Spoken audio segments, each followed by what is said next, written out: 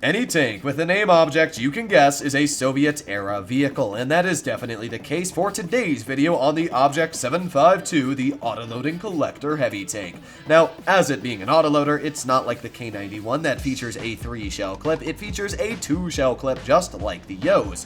But where the Yo can get all of its damage out in 1.76 seconds, it takes the Object 752 4 seconds, a much longer time over double. But it's got much better DPM, fantastic penetration, 374 on the heat if you're running calibrated, plus some great hull down capabilities and a weird oscillating turret followed by a very funky hull. In today's video, I'll be doing a full in-depth review letting you know everything you're going to need to on the Object 752 Stargazer. As you just heard in that very quick introduction, I am going to be doing a full in-depth review on the Object 752, letting you know everything you're going to need to on this vehicle, its armor profile, how to use it statistically, and what equipment loadouts you should be running. And as well, if you don't get your hands on this vehicle, which is very possible, then as well, how to counter it on the battlefield. The first section I wanted to talk about in today's video was obtaining the Object 752. As this is a collector, obviously you can't get it on the tech tree. In fact, far from it, because you're going to have to spend quite a pretty penny.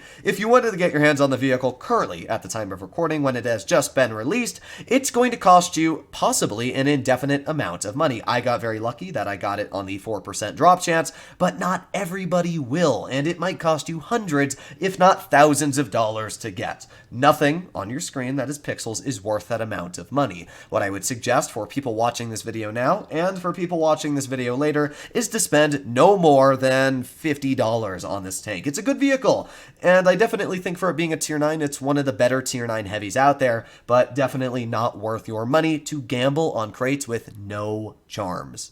Starting off and keeping this video simple, let's take a look at the overall statistics of the Object 752, talking about what is good and what is bad. It's got 2,120 hit points, and that is if you are running improved assembly, which I would highly suggest. That means that this is the lowest hit point pool tier 9 in the game, at least for heavies. That's pretty bad. You definitely have to make sure that you're not bleeding, you're not exposing yourself, because vehicles like Kranvongs and T57 heavies that will have the opportunity to clip you, especially with your very poor traverse speed at only 12 kilometers per hour, will take full advantage of that and definitely take all of your hit points away. Weirdly enough, while the hit points are very poor, it's got incredible view range at 288.2 meters. Just to put in comparison, vehicles like the E5, the IS-7, and the Kranvong are sitting at 282.5 meters at tier 10. That means this tier 9 will actually outspot any tier 10 heavy tank, depending on their camouflage rating,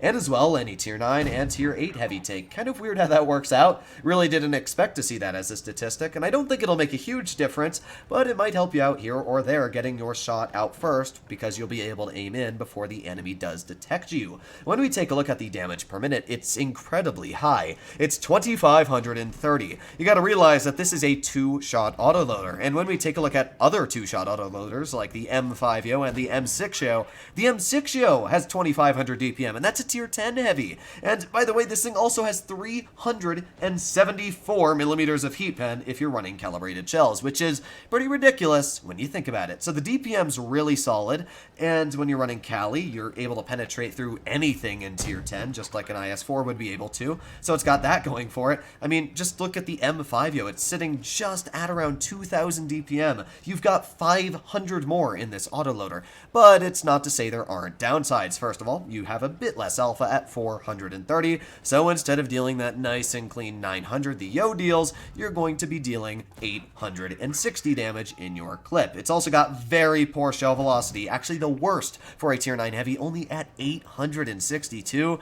Yeah, you're gonna have a very hard time hitting heat shells across the map or snapping shots because your aiming time added on with the very poor shell velocity is not amazing, so you gotta keep that in mind. As well, it also has the worst penetration loss over distance. So there are a lot of downsides when it comes to the gun, but I gotta say, the DPM and the penetration make way up for that. When we take a look at the HE, it's got very nice pen at 75mm and as well pretty beefy alpha at 530. It's only about 30 more than your average 120mm, but it's nice that you can still clip somebody for 1060 potential damage. Now the biggest downside I will say for this take over the Yo is the fact that it takes 4 seconds to dump out your damage. Just to put in comparison, the M5 and M6 Yo only take 1.76 seconds from the first shell to deal another 450 damage. That's pretty impressive, 900 damage in 1.76 seconds. But yeah, the 7.52 is definitely not going to be doing that, but I guess that's the price you pay for having such an incredible amount of DPM for a tier 9 autoloader.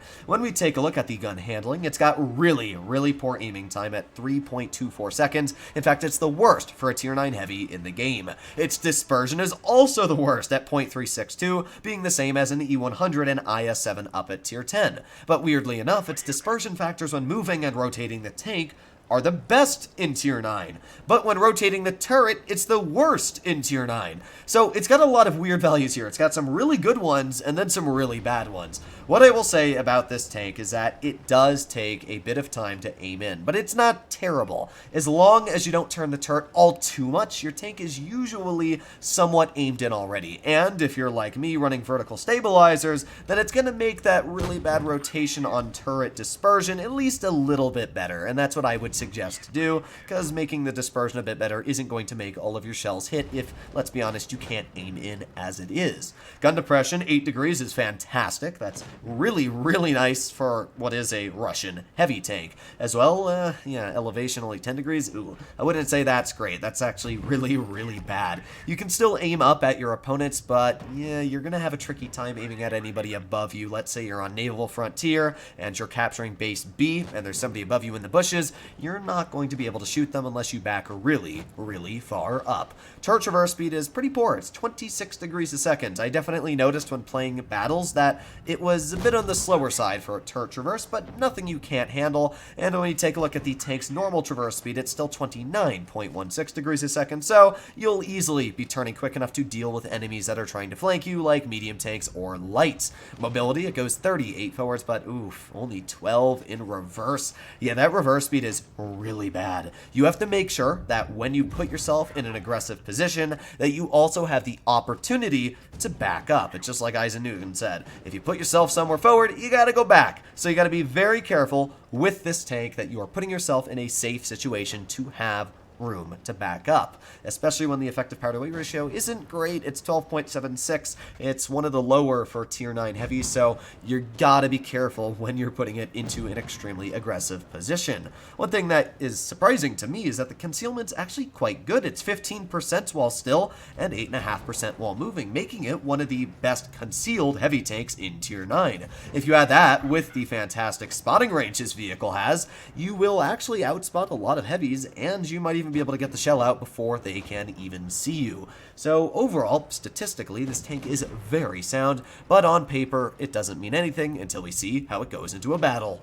When we take a look at the overall armor profile of the Object 752, it is one weird cookie. Frontally, it's very strong and very weak. Its frontal plate is quite atrocious, only about 130 millimeters thick, and that's just the lower plate. If you're actually aiming at the mid plate, it's only about 117 millimeters thick. The thickest part on the upper plate is about 240 millimeters, and still, most tier 9s are going to penetrate that, and really any heavy tanks loading premium in tier 8 will also butter straight through the hull armor of the 752. However, when you use the 8 degrees of gun depression this tank does have, the upper plate becomes obviously impervious to any standard or premium ammunition. So now we're taking a look at the turret armor. Now you might see these huge hatches that you can penetrate. However, if you stick the gun up because it is an oscillating turret, those hatches quickly disappear. So all you have now is one weak commander's hatch, which, let's be honest, doesn't really act as a weak spot. So it's the turret, and the turret's actually quite thick. It's over 307, 310 millimeters thick,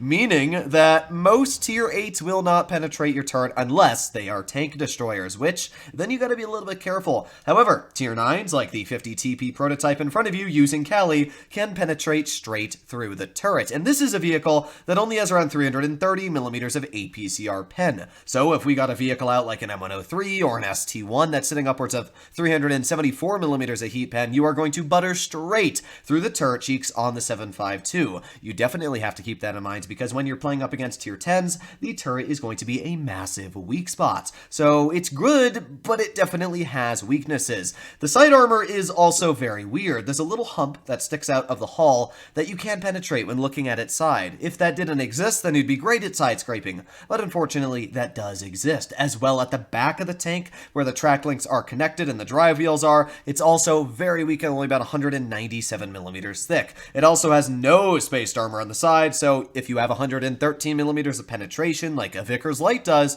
you can easily hatch through the side of the tank. The rear gets even worse, only sitting at around 70 millimeters on the back plate and 85 on the top and 56 in the middle. Yeah, the Object 752 is not an incredibly well armored vehicle. If you're using it hull down against tier 9s or tier 8s, yeah, you'll do fine. But if you're using it up against tier 10s, you definitely do not want to trust the effective armor on this tank.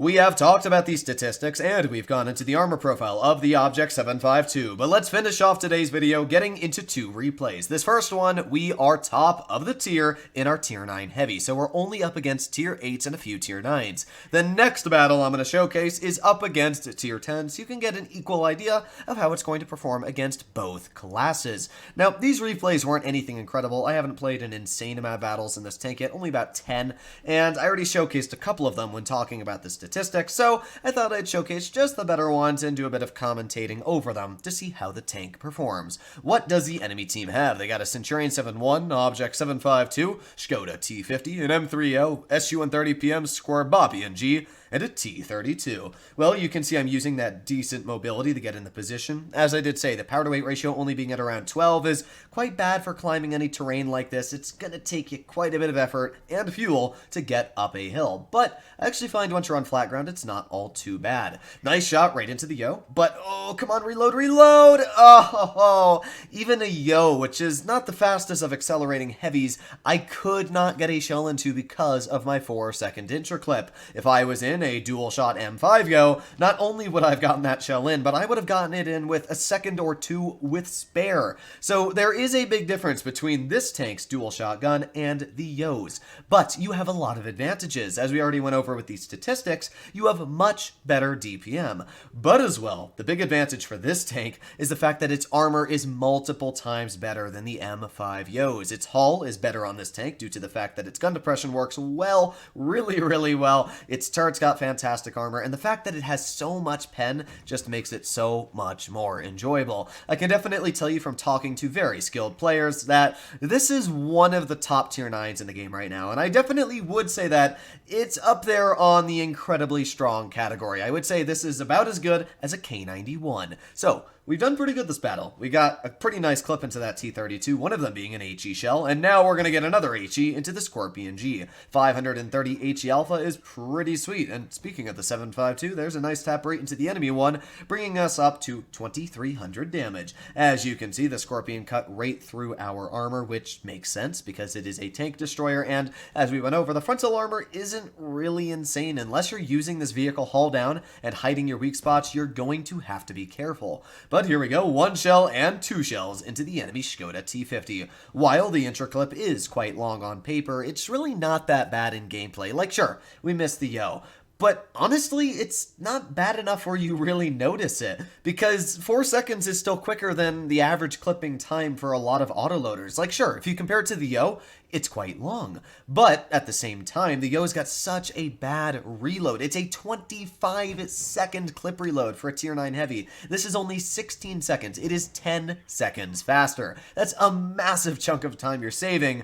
for just a 2-second longer interclip. I will definitely be taking that trade and enjoying my 7.52 a lot more. And with that, I can definitely say that when you're being pushed on, this tank feels a lot more flexible, because a lot of times people are scared to push on you due to the fact that you can actually reload your clip before they can get over the hill. So this battle was a pretty decent one. We were able to deal 3,900 damage. Mind the weird colors. It's just because I'm running the old battle screen. If I'm running the new one, you can see it looks fine. But yeah, 3,900 damage, and we only blocked about 600. I can tell you that blocking damage, I haven't blocked a crazy amount with this tank yet, but getting out damage, it is great.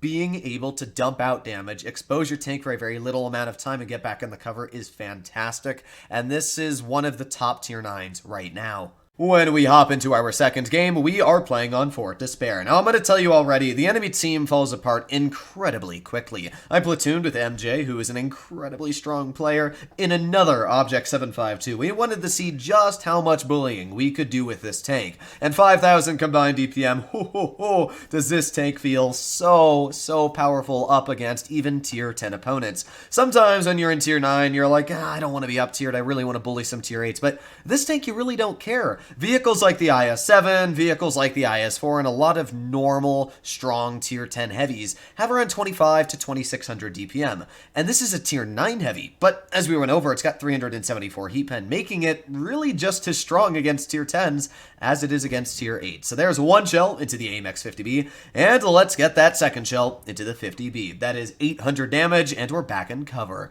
As I was trying to say earlier, an Emil 1 or an AIM X50B or a lot of auto-loading vehicles take about 5 to 6 seconds to unload their clips. Even the 57 Heavy takes 5 seconds to get its full clip out. So even though on paper the clip looks very long on its 4-second interclip, you do gotta realize that it's really not that bad, because you're getting out all of your damage in only 4 seconds. Even if you only penetrate one shell, that is still 430 damage you are dealing. Just for an example, in this battle, I'm already up to 1,600 delts, and we're going to aim right in on that E100 solar plate. There's one nice tap for 441. He's going to back up, show me the weak spot again, and another 405. Now we're sitting up to 2,400 damage. I gotta say, using this tank just feels so powerful. So, how much are we going to be able to do this game? Well, let's find out. We got 4 more seconds left in our clip. You can see just how quick this reload really is. We're aiming in on the 100 turret, aiming and, that was my fault. I should have aimed a bit better, went into his gun,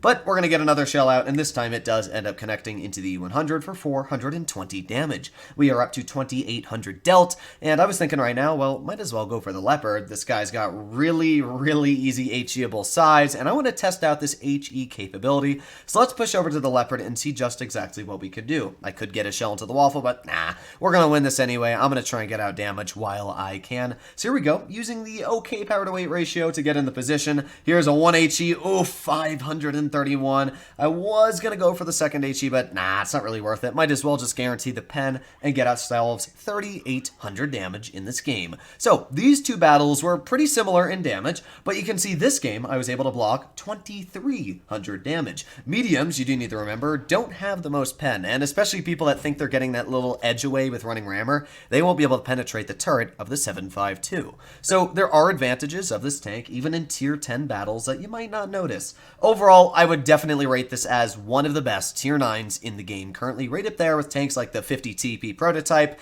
and as well, the K91. It's got a great gun, especially when it comes to DPM. It has no downsides on its penetration, and even its armor, yeah, its hull is kind of weird and pretty weak. As long as you understand how to use it on a ridgeline, especially with the 8 degrees of gun depression, this is one mighty fine tank. Hopefully you enjoyed today's in-depth video. If you enjoyed it and you'd like to see more like it in the future, please consider smashing that subscribe button down below, as these take a lot more time to make, about 2.5 hours for this one to be exact. But let me know if you are going to pick up this tank. I would suggest not to, especially with its current state of it being in a 4% no charm drop chance. Please do not waste your money. It is as simple as that. Either way, hopefully you enjoyed today's video, and I'll be seeing you in the next one. Bye-bye.